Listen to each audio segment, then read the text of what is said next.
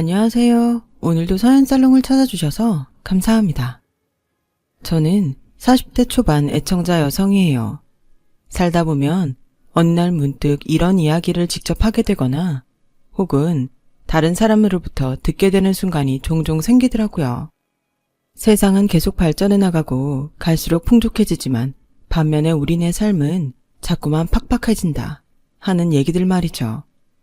그래서인지 요즘 사람들을 보면 소위 영웅 이야기에 갈증을 느끼고 환호하는 경향들이 있더라고요. 그 중에서도 가장 인기 있는 영웅들을 꼽자면 우리네 삶과 가장 가까이 맞닿아 있는 분들이 아닐까 싶어요. 하나의 생명을 구하기 위해 자신의 몸을 서슴없이 내던지는 소방관 분들이나 약자의 권리를 위해 힘쓰는 정의로운 변호사, 또는 삶의 갖은 역경 속에서도 자식을 위해 희생하는 우리네 부모님처럼요. 물론 제 삶에도 평생을 존경받아 마땅한 영웅이 한 분 계세요. 그분은 바로 제 친정 아버지세요.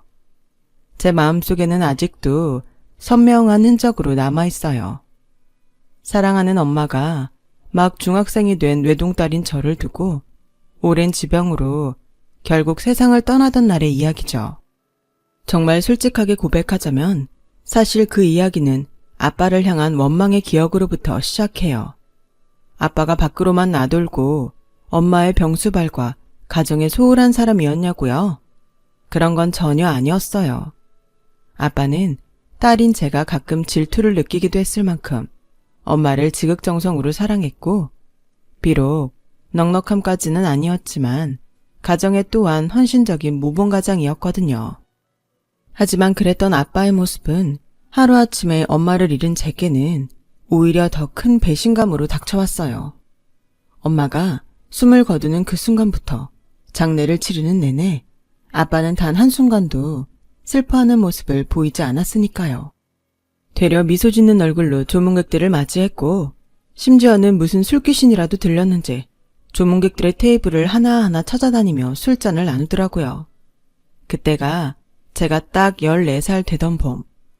그만큼이나 어렸던 제게 아빠의 행동들은 도무지 이해할 수가 없는 것이었어요. 아빠, 왜 이래? 이거 좀 너무 심한 거 아니야? 우리 성이 아빠한테 화가 많이 났구나. 그럼 화가 나지 어떻게 안 나? 남의 집 조문 왔냐고. 친척 장례식장이라고 해도 이 정도로 아무렇지 않을 수는 없는데 여긴 엄마 마지막 떠나보내는 자리잖아. 근데 어떻게 그런 자리에서 그렇게 미소 지을 수가 있고 어떻게 술까지 마실 수가 있어? 저녁은 챙겨 먹었니? 아빠가 정신이 없어가지고 신경을 못 썼어. 당연히 정신이 없겠지. 오늘만 해도 벌써 술을 몇 잔이나 마셨는데. 그래도 다행이다. 많이 힘들었을 텐데 아빠한테 화낼 정신이라도 남아있어서. 그래도 오늘은 일찍 자. 내일이 엄마 발인이니까 새벽같이 일어나야 해. 내 말이 내일이 엄마 발인이야. 아빠랑 엄마랑 함께 시간을 보낼 수 있는 건 오늘 밤이 마지막이라고. 아빠는 그 시간이 아깝지도 않아? 엄마 이제 없어. 보고 싶어도 만날 수도 없고 그리워도 안길 수도 없어. 나만 슬픈 거야? 난 그런 생각만 하면 심장이 터질 것 같은데 아빠는 어떻게 이럴 수가 있어. 손님 오셨다. 같이 인사드려야지. 말을 마친 아빠는 또 미소 띤 얼굴로 조문객을 맞이하고는 그 조문객과 또 술잔을 나누었어요. 결국 전 혹시 아빠가 엄마를 사랑하지 않았던 것은 아닐까? 그동안 나와 엄마에게 보여주었던 사랑과 모범가장의 모습은 전부 거짓이 아니었을까? 하는 의심에 빠져들고야 말았죠. 그런데 엄마를 낙골당에 모셔놓던 그 순간까지만 해도 슬픈 모습이라고는 눈꼽만치도 보이지를 않았던 아빠가 끝내 무너졌어요. 저 몰래 아무도 없는 낙골당 구석탱이에서 수십 년 지기 친구인 최씨 아저씨를 붙들고서는 목 놓아 오열하고 있더라고요.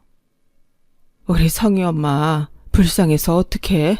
아직 젊은 나이인데 이 세상에는 아직 누릴 것들도 너무 많고 아직 못해준 게 이렇게나 많은데 이렇게 허망하게 가버리면 불쌍하고 가여워서 어떡하냐고. 정신 차려. 내가 이대로 무너지면 재수 씨도 마음 편히 못 떠난다는 거 알면서 이래? 내가 그 재수씨 첫사랑이고 남편이다. 그래, 이해한다. 아니 솔직히 나로서는 짐작조차 가늠하기 어려운 슬픔이겠지. 그래도 지금껏 잘 참아왔으니까 딱 지금 내 앞에서만 울어. 대신에 성희 앞에서는 다시 씩씩하게 이겨내자. 네가 성희 아빠야. 아직 어린 성희한테는 이제 너 하나밖에 없고. 힘들어도 웃어야지. 슬퍼도 의연해야지. 내가 성희 아빠니까. 한참을 더 목 놓아 흐느끼는 아빠를 몰래 지켜보며 그때 전 깨달았어요. 아빠 또한 나만큼이나 아프고 힘들었다는 것을요. 아빠는 남편이자 아버지이기에 참아야만 했을 뿐이었어요. 엄마의 마지막 길을 추모하기 위해 힘든 걸음해주신 조문객들께 남편으로서 진심 어린 감사를 전하기 위해서라도 예의를 차렸던 것이었어요. 조문객들을 미소 지는 얼굴로 맞이하고 그분들께 술잔을 건네면서요. 한편으로는 엄마를 잃은 어린 딸에게 마흔기 될 소나무가 되어주기 위해 씩씩해야만 했던 것이었어요. 엄마를 영원히 떠나보내던 그 순간까지. 정작 세상에서 가장 슬픈 사람은 아빠 자신이었으면서 말이에요. 덕분에 전 어렸던 마음에 잠시 품었던 아빠를 향한 작은 원망이 얼마나 어리석었는지 알았죠. 그런데 아빠의 대단함은 거기서 끝이 아니었어요. 어느덧 엄마의 빈자리가 익숙해졌을 무렵 우연히 보게 된 아빠의 일기장에 엄마를 향한 눈물 젖은 편지가 들어있더라고요. 수진아, 아무 걱정하지 않아도 괜찮아. 넌 떠났지만 아직 내가 있잖아. 당신이 성희에게 못다 전한 사랑 내가 전부 대신 전할게. 성희가 엄마 없는 빈자리를 느끼지 않을 만큼 든든한 아빠가 될게. 내가 더 어른이 되도록 노력할게. 내 모든 걸 다 걸고 약속해. 내 사랑 수진아, 그리고 성희 엄마. 아빠는 제가 진짜 그렇게 해주었어요. 엄마의 빈자리를 느껴본 적이 없다고 자부할 수 있을 만큼 자상한 사랑을 베풀면서도 때로는 엄격한 훈계도 아끼지 않으셨어요. 그 와중에도 제가 행여 경제적 어려움이라도 느끼며 자랄까 걱정되는 마음에 사업을 시작하셨고 몸이 3개여도 모자랄 지경으로 최선을 다한 끝에 어엿한 중소기업의 사장님까지 되셨죠. 그래서 제겐 아빠가, 아니 친정 아버지야말로 평생을 존경하며 살아도 그 깊은 사랑을 못다 갚을 넘버원 영웅이세요. 그러던 어느 날 친정 아버지에게 2번째 연정이 찾아왔어요. 수더분하면서도 참 고운 어느 여사님과의 진지한 만남이었죠. 그 소식을 들은 저는 솔직히 조금 서운하더라고요. 일찍 떠나 보내야만 했던 엄마가 자꾸만 떠올라서요. 물론 아버지의 새 연애를 반대하지는 않았습니다. 좋은 일이니까요. 그래도 복잡한 신경은 어쩔 도리가 없더라고요. 하지만 진짜 문제는 엉뚱한 시댁 쪽에서 터져나왔죠. 그 일과는 아무런 관계도 없는 시모가 친정아버지의 새 연애를 다짜고짜 반대하고 나서는 것이 아니겠어요? 시모가 제일 처음 반대하면서 내세웠던 이유는 마침 그 무렵 교수 임명을 앞두고 있던 제 남편의 사회적 체면 때문이라고 했어요. 하나만 묻자. 넌 대한민국 교직사회가 얼마나 좁고 고리타분한 곳인지는 알고는 그러니? 글쎄요. 직접 겪어보지는 않았지만 대학 다니면서 보았던 교수님들의 모습은 그 정도까진 아니던데요. 넌 세상 참 쉽다 얘. 그거야 학생과 교수 사이를 만났을 때 얘기고 이제 막 교수 임용을 앞둔 우리 아들 입장에서는 만만치가 않은 일이야. 교수란 어면이 사회적 지위와 책임이 따르는 막중한 자리인데 그런 입장에서 장인어른이 외간 여자랑 연애를 하는 것도 모자라서 재혼이라도 하겠다고 들어봐라. 어디 사람들이 고운 시선으로 우리 아들을 바라보나. 곱깝다 못해 아주 큰 흉이야 흉. 그럼 지금 어머님 말씀은 저의 아버지의 연애가 걸림돌이라도 된다는 뜻인가요? 당연하지. 사람이란 원래가 배우면 배울수록 더 고지식하게 되는 법이야. 더군다나 네 남편 교수 임용 최종 결정하는 사람들 전부가 나이 먹을 대로 먹은 교수님네들 아니니.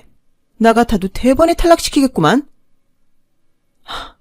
그러는 어머님이야말로 세상 물정을 잘 모르시는 것 같네요. 지금이 무슨 조선시대도 아니고 장인어른이 연애를 하든 재혼을 하든 세상 누가 트집을 잡는다고 이러세요. 더군다나 한 다리도 아니고 무려 2다리씩이나 건너뛴 개인사에는 아무도 관심 없다고요. 시끄럽고 당장에 사돈 찾아가서 그놈의 연애부터 뜯어 말려. 내가 우리 아들 교수 만들려고 가르치며 쏟아부은 돈 싸그리 뱉어낼 생각 아니면. 그놈의 연애라뇨. 말씀부터 똑바로 하세요. 누가 들으면 아버지가 불륜이라도 저지르는 줄 알겠네. 그렇게 쏘아붙이고 돌아서는 내내 도무지 이해가 안 되더라고요. 저희 아버지가 무슨 꽃뱀에게 물린 것도 아니고 배우자와 사별하고 혼자 된 지 오래된 중년 남녀가 서로의 외로움을 보듬어 주겠다는데 그게 반대까지 할 일이겠냐고요. 더군다나 제가 자식된 딸로서 어쩔 수 없는 복잡한 신경을 품었더라도 굳이 아버지의 새 연애를 말리겠다고 먼저 나선 상황도 아니었고 시모는 또 엄연히 제3자인 입장이잖아요. 그런데 다짜고짜 반대라뇨. 차라리 반대를 할 거면 납득할 만한 제대로 된 이유라도 들이대던가. 친정아버지의 연애가 남편 교수 임용에 결격사유가 될 수도 있다. 고작 그게 이유라고요. 말인지 막걸리인지 참. 이상한 건 거기서 끝이 아니었어요. 평소에는 마냥 사람 좋던 남편이 저와 시모가 다툰 그날 이후부터 아주 뜻밖의 태도를 보였거든요. 남편 또한 친정아버지의 새 연애를 결사 반대하는 입장이었죠. 그 이유는 장인어른도 참 주책이지. 아니, 그 나이에 무슨 영광을 다 보겠다고 연애야 연애는. 당신도 그 얘기야? 혹시 나 몰래 어머님이랑 둘이 말이라도 맞췄니? 맞추기는 나도 내 입장이라는 게 있는 건데. 그래서 입장 뭐 어디 얘기 나온 김에 솔직하게 드러나 보자니까. 솔직히 그렇잖아. 그 연세에 덜컥 애라도 하나 가져봐. 그걸 누가 데려다 먹이고 키운다고 결국엔 나랑 당신 둘이서 고생하는 꼴밖에 더 되겠어? 요즘 애 하나 키우는데 들어가는 돈이 억소리가 안 난다. 당신 말 진짜 이상하게 하는 거 알아? 우리 아빠가 무슨 미성년자래? 엄연히 어른이야. 당신이랑 나보다 훨씬 어른. 그리고 당신 장인어른 경제적 능력 충분히 차고 넘치는 분이셔. 굳이 경제적 이유 아니더라도 세상 누구보다 사랑 많고 현명한 아버지셔. 그건 내 삶이 증명하잖아. 그니까 내 말은 혹시 자기 동생이라도 태어났다가는 장인어른의 재산이. 재산 뭐? 제가 크게 따져 묻자 무언가 크게 당황한 남편은 입을 꾹 다물어 버렸어요. 그렇게 잠시 어색한 침묵이 흘렀고 침묵을 견디다 못한 제가 다시 이야기를 이어갔어요. 난 말야 시어머님께서 새 시아버님과 연애를 하고 결혼도 하고 심지어 늦둥이를 보시겠다고 해도 축복할 거야. 왜? 그건 어머니의 삶이니까. 당신 엄마이자 내 시어머니이기 이전에 하나의 여인으로서 충분히 존중받아야 마땅한 일이니까. 우리 아빠도 마찬가지야. 지금 여사님과의 만남이 어떤 방향으로 흘러갈지는 모르겠지만 자식으로서 사위로서 존중해 드려야 된다고 봐. 그래도 난 반대야. 그래? 그렇다면 넌 애초에 그 정도 그릇밖에 안 되는 사람이라는 거겠지. 쪽팔려서 그런다. 쪽팔려서. 됐냐? 이 마당에 내가 하늘에서 뚝 떨어진 새 장모님 가지고 모시고 살게 생겼어? 얘기 끝났네 그럼. 당신이랑 당신 어머님의 밑바닥까지 본 김에 여기서 우리 결혼도 다시 생각해보자. 그날 전 당장에 짐을 싸들고 나와 친정으로 향하려고 했는데요. 하필이면 지갑을 두고 나왔지 뭐예요. 지갑 안에는 회사 건물 로비를 출입할 때 반드시 필요한 사원증이 들어있었고요. 잠시 고민하던 전 쪽팔림을 무릅쓰고 지갑을 챙겨 나오기 위해 다시 집으로 향했어요. 그런데 그 2시간이 채 안 되는 사이에 시모를 집으로 불러들인 남편이 둘이서 한바탕 싸움을 벌이고 있더라고요. 이러다 나 진짜 이혼당하면 어떡해? 괜찮아. 내가 봤을 땐 곤영고고 이혼 감당할 깜냥 안 돼. 엄마가 그 사람 나갈 때 표정을 못 봐서 그래. 화가 아주 단단히 난 모양이더라니까. 이러다 덜컥 이혼이라도 당해봐. 장인어른 유산 한 푼도 못 받게 되는 거 아니냐고. 유산 얘기를 듣는 순간 전 온몸에 솜털이 쭈뼛 서는 기분을 느꼈어요. 흔한 말로 소름이 돋았다고들 하죠. 그런 줄도 모르는 채로 이어지는 시모와 남편의 대화는 저로서는 미처 상상조차 하지 못한 훨씬 더 충격적인 내용이었어요. 정신 차려. 내가 너 교수 만들려고 돈 한두 푼 들인 줄 알아?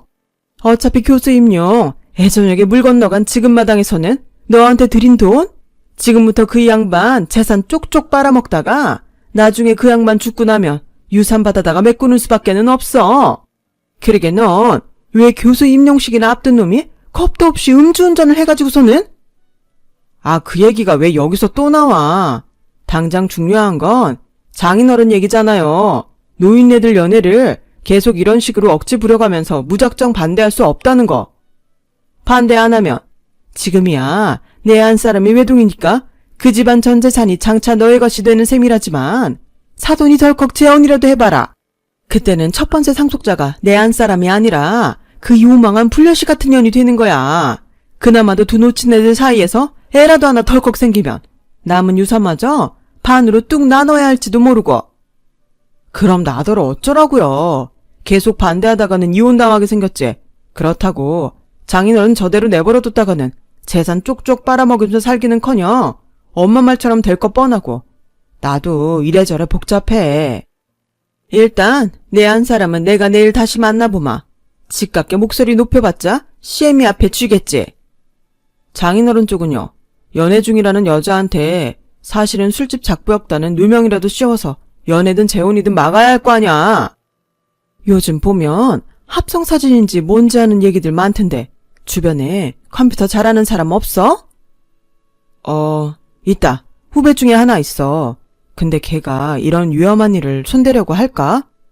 돈 많이 준다고 해. 평생 입 닫는 조건으로다가. 그때 제 심정과 배신감을 세상 어떤 단어가 오롯이 담아낼 수가 있을까요? 치가 떨린다? 부하가 치민다? 한참 모자라죠. 그렇다고 욕짓거리를 마구마구 쏟아붓자니 제가 아는 욕을 총동원해봤자 턱도 없더라고요. 아무튼 저는 딱 그 이야기까지만 듣고 조용히 집을 빠져나왔어요. 심정 같아서야 당장이라도 들이닥쳐 한바탕 뒤엎고 싶은 마음이야 굴뚝 같았죠. 하지만 그렇게 하지 않았던 이유는 그 자리를 뒤엎는다고 한들 제 분노의 절반조차 채우지 못할 테니까요. 보다 묵직하고 강력한 한 방으로 그 쓰레기 모자에게 인생 참교육을 시켜주고 싶었으니까요. 그렇게 친정으로 돌아온 전 시댁과의 연락을 완벽하게 차단한 채로 한동안 아버지 곁에 머물며 고민의 나날을 보냈어요. 그들에게 선사할 최선의 참교육 방법을 찾아서요. 친정 아버지께서는 그런 제게 무엇 하나 묻지를 않으셨어요. 그저 이런 한마디로 제게 힘이 되어주셨을 뿐이죠. 성희야, 세상 전부가 널 저버린다고 해도 아빠는 늘 우리 딸 편이야. 그러니 마음껏 고민하렴. 고민하다가 아빠가 필요한 순간이 오면 얼마든지 도움을 청하렴. 이 아빠는 우리 성희의 가장 든든한 방패이자 가장 강력한 칼이잖니. 하지만 그런 아버지를 곁에 두고도 제 고민은 갈수록 깊어만 갔어요. 워낙 충격이 컸던 탓에 마음이 쉽사리 잡히지를 않더라고요. 그런데 그런 저를 다잡아준 사람은 뜻밖에도 아버지와 진지하게 연애 중이던 바로 그 여사님이셨어요. 여사님께서는 마치 맑은 물에 새하얀 물감이 희석되듯이 제게 스며들었어요. 하지만 아무리 맑은 물과 아무리 새하얀 물감이라 하더라도 둘이 섞이면 반드시 티가 나게 마련이잖아요. 저와 여사님 사이가 그랬어요. 물론 전 아버지의 삶을 존중하자는 생각이었기에 두 분의 연애를 찬성했지만 저 또한 어쩔 수 없는 우리 엄마의 자식이기에 다소의 어색함은 필연적이었죠. 여사님이 머무르고 계시는 아버지의 옆자리가 사랑하는 우리 엄마의 빈자리였으니까요. 여사님도 그런 제 어색함을 훤히 꿰고 있는 눈치셨고요. 내가 많이 불편하죠? 솔직히 말씀드려도 될까요? 그럼요. 얼마든지 솔직해져도 괜찮아요. 사실은 좀 많이 복잡해요. 아버지의 삶을 존중하지 않는 것도 아니고 여사님이 싫어서도 아니지만 솔직히 여사님이 돌아가신 우리 엄마만큼 아버지를 사랑하는지에 대한 확신은 아직 없어서요. 아마 돌아가신 어머니만큼 내가 그 일을 사랑하는 건 아닐 거예요. 네? 살다 보니까 그래요. 아무리 시간이 약이고 세월에 무뎌진다고 한들 떠나간 사람과 미처 다 전하지 못한 사랑만큼은 어쩔 도리가 없더라고. 돌아가신 어머님을 향한 성희 씨의 마음처럼. 그래서 전 지금 성희 씨가 너무 잘 이해돼요. 나도 사랑하는 사람을 잃어본 입장이잖아요. 또 그래서 날 인정해달라고 부탁하지는 않을 거예요. 성희 씨 어머니만큼 내가 그 일을 사랑한다는 거짓말 하지 않을 거고요. 그럼 아버지랑은 대체 왜? 성희 씨 어머님이랑 성희 씨랑 그리고 그 일을 낳아주신 부모님 다음으로 그 다음으로 내가 그 일을 세상에서 제일 사랑하는 사람이니까. 순간 이런 생각이 들더라고요. 로맨티스트 아버지가 로맨티스트 여사님과 아주 잘 만났구나. 아빠에게 돌아가신 엄마의 빈자리를 채워줄 사람이 이 세상에 단 한 사람밖에 남지 않게 된다면 그건 내가 아니라 여사님이겠구나. 결심을 굳힌 전 곧장 엄마의 낙골당을 찾아가 자랑했어요. 아버지가 엄마에게 썼던 약속의 일기처럼요. 있잖아 엄마, 드디어 우리 아빠한테 좋은 사람이 생겼어. 엄마만큼은 아니지만 엄마 못지않게 아빠를 사랑하는 사람이야. 나도 이제 정말 괜찮아. 아빠의 새 삶을 마음껏 축복할 수 있을 것 같아. 그러니까 엄마도 이제는 아무런 걱정 말고 푹 쉬세요. 그동안 천국에서 아빠 걱정 참 많이도 했었잖아. 그치? 그리고 그날 밤 엄마가 돌아가신 이후 처음으로 제 꿈에 나타났어요. 무척이나 홀가분한 모습으로 나타난 엄마는 환한 미소를 지으며 아빠의 새 삶을 축복했어요. 아빠가 평생 호라비로 살까봐 걱정이 많았는데 이제는 마음의 짐을 덜었다고요. 여사님께 감사하다는 말 꼭 전해달라고요. 역시나 우리 엄마는 아버지가 반할 만큼 참 멋진 분이셨죠. 하지만 그때 전 고맙다는 엄마의 말을 여사님께 미처 전하지 못했어요. 아버지께서 급성 맹장염으로 응급수술을 받게 되셨거든요. 적지 않은 연세인 아버지는 여사님의 헌신적인 병간호를 받으며 빠르게 쾌차하셨고 그런 두 분의 모습을 보며 전 친정엄마와 아버지가 사랑을 속삭이던 모습 그대로를 떠올렸어요. 제가 여사님을 새 어머니로 마음 깊이 받아들이게 된 순간이었죠. 그런데 갓 태어난 아버지에게 웬 등기 우편 하나가 배달되어 왔어요. 시모와 남편이 제 새 어머니의 뒤를 몰래 밟아가며 찍은 사진과 술집 작부의 사진을 합성해서 만든 가짜 사진이었어요. 그러면 뭘 하냐고요. 새어머니에게 술집 작부라는 누명을 씌워 아버지와 관계를 파탄낸 뒤 제가 외동딸이라는 점을 악용해서 친정의 재산을 쪽쪽 빨아먹으면서 살다가 급기야는 먼 훗날 아버지의 유산마저 홀라당 가로채려는 속셈이라는 걸 이미 제가 뻔히 알고 있는데 말이에요.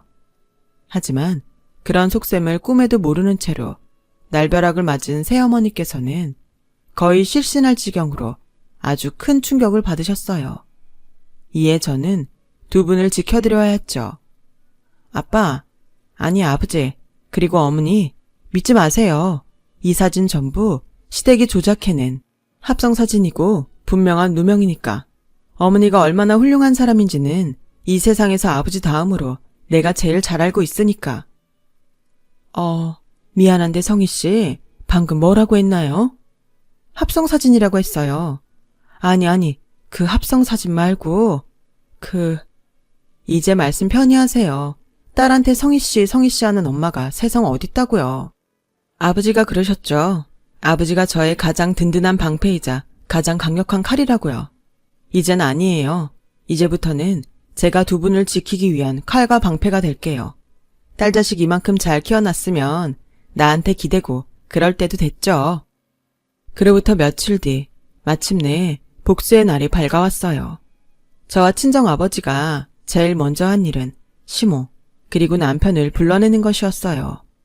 그들이 최대한 아무런 낌새조차 느끼지 못하도록 술집 작부에게 잘못 걸려서 전재산 탕진할 뻔한 일에 대해서도 고마워할 겸 이참에 유상관계를 정리하고자 한다는 문자 메시지를 보냈죠.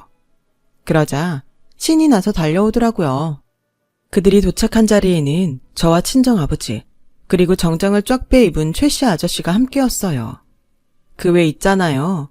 친정엄마의 발인이 있던 날에 아버지가 낙골당 구석에서 붙들고 목 놓아 오열하던 바로 그 수십 년지기 친구요. 아무튼 시모와 남편은 정장 차림의 최씨 아저씨를 유언장을 공증할 변호사라고 생각한 모양인지 아주 시시덕거리고 난리가 났더라고요. 그렇게 잠시 먼저 이야기를 꺼낸 사람은 역시나 시모였어요. 사돈네 전재산이 정확히 얼마나 된답디까? 회사 지분이랑 개인 재산이랑 싹 통틀어서. 저의 아버지 재산이 얼마나 되는지가 그렇게 중요한 문제인가요? 맹장 수술은 잘 끝났냐? 건강은 좀 어떠냐? 뭐 그런 인사도 없이 다짜고짜 너무 노골적이네요. 그제서야 아차 하는 표정을 짓던 시모는 행여라도 유산상 속에 문제라도 생길까 걱정한 나머지 헤헤 웃어가며 아주 알랑방구를 끼워가며 굽실굽실 대잔치를 벌이더라고요. 왜요? 제가 외동딸이니까 친정의 전재산이 결국에는 댁내 아드님 것이나 다름없는 셈이라서? 아님, 혹시 아드님 잘난 대학 교수 만든답시고 가르치느라 들인 비용 전부를 제 친정재산 쪽쪽 빨아먹는 걸로 회수하겠다는 생각이라서? 갑자기 무슨 귀신 신하라 까먹는 소리니? 시침이 떼시려는 모양인데 그럼 이렇게 얘기를 해보죠. 그리고 저는 곧장 남편에게 음주운전했니? 그 바람에 교수 임용 물 건너가셨어? 그러는 당신이야말로 한 장 걸치고 왔냐? 왜 갑자기 안 잡던 생사람을 잡고 그래? 발뺌하지 마. 나도 다 들은 얘기가 있어서 하는 말이야.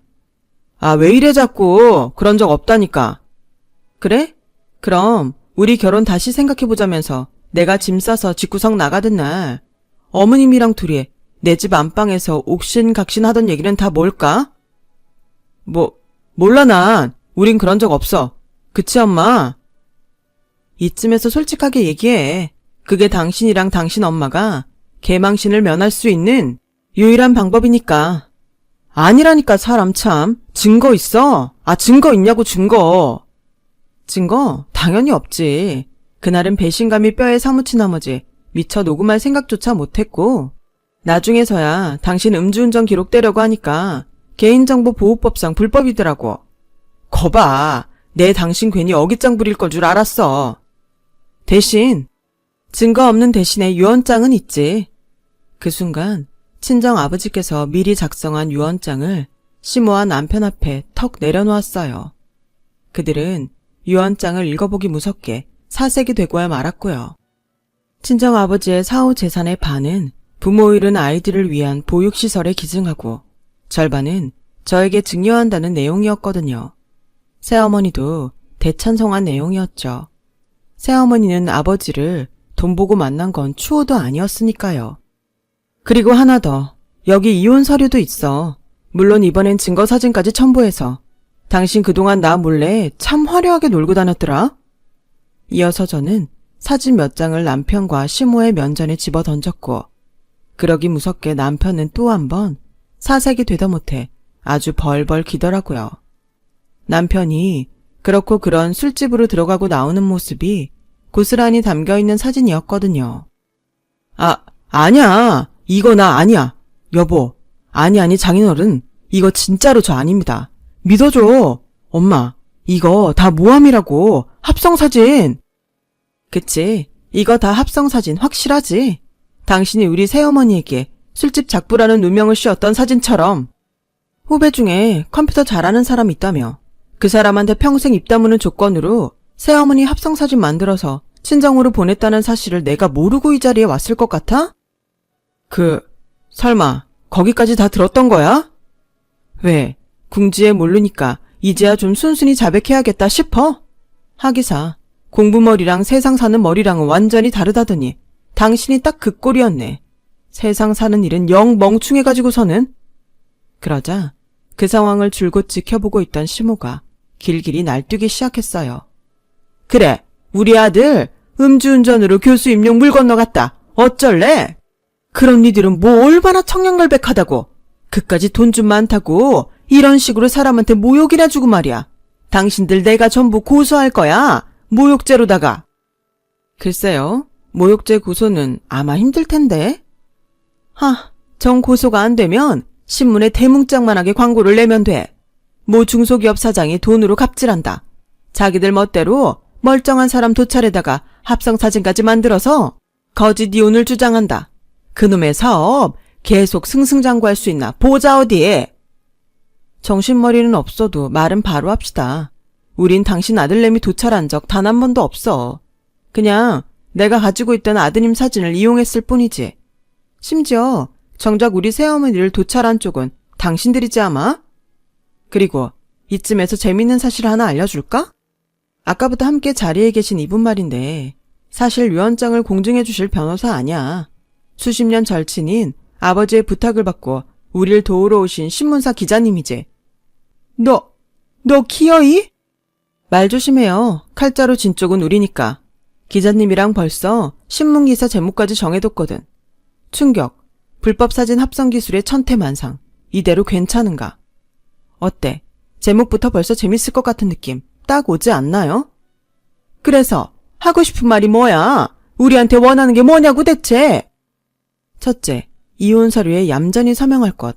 둘째, 나와 우리 부모님의 삶에서 영원히 꺼져줄 것. 뭐 그렇게 못하겠다면야 동네에 방네 망신살 제대로 뻗쳐가면서 진흙탕 싸움 제대로 벌여보던가. 난 자신 있거든. 시모는 한참을 말없이 전전긍긍 고민했어요.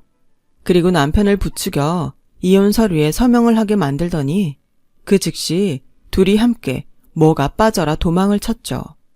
전 그런 모자에 꼴사 나온 뒷모습을 향해 마지막 한마디를 던지면서 비로소 모든 사건에 종지부를 찍었어요. 소금까지는 안 뿌릴게. 어차피 당신네들 인생이야. 음주운전으로 교수 임용 물 건너간 순간에 끝장나버린 셈이니까. 그게 벌써 몇 년 된 얘기네요. 이후 아버지와 새어머니는 세상 모두의 축복 아래 행복한 결혼식을 올렸어요. 배우자를 잃었던 슬픔과 빈자리를 서로 의지해가며 알콩달콩 결혼 생활을 즐기고 있죠. 전 시모와의 싸움에 승리한 덕분에 아버지로부터 가장의 책임을 순조롭게 넘겨받게 되었어요. 저의 영웅인 아버지께서 영광 가득한 은퇴식을 맞이하는 날이었고 아버지가 평생 절 지켜주었던 것처럼 이제는 제가 두 분을 지켜주겠다는 다짐을 되새기는 순간이기도 했죠. 시모와 남편이 어떻게 되었는지는 사실 잘 몰라요. 굳이 관심 줄 필요조차 없는 족속들이니까요. 다만 드문드문 들려오는 소식에 의하면 남편의 인생은 그야말로 폭삭 망해버렸다고 해요. 요즘처럼 음주운전에 대해 예민한 시대에 교수 임용은 넘보지도 못할 머나먼 별이 되어버렸고 그나마 입시학원들을 전전하고 있다고는 하는데 그마저도 여의치 않은 모양이더라고요. 왜 학부모님들 정보력이 경찰 뺨칠 정도로 엄청 대단들 하시잖아요. 남편이 전전하는 입시학원들마다 오래지 않아 음주운전으로 교수 임용에 낙방되었다는 소문이 쫙 돌기 일쑤래요. 당연히 매번 해고 처분이고요. 사람이 사람답게 살아야 나중에도 좋다는 걸 원수 같은 사람이 다시금 느끼게 해주다니 인생 참 재밌는 것 같습니다. 제 얘기 들어주셔서 감사드려요. 항상 건강 잘 챙기시고 좋은 날들 보내세요. 여러분, 사연 댓글에 응원과 현명한 조언 부탁드려요. 좋아요와 구독은 저에게 큰 힘이 됩니다. 오늘도 좋은 일 가득하세요.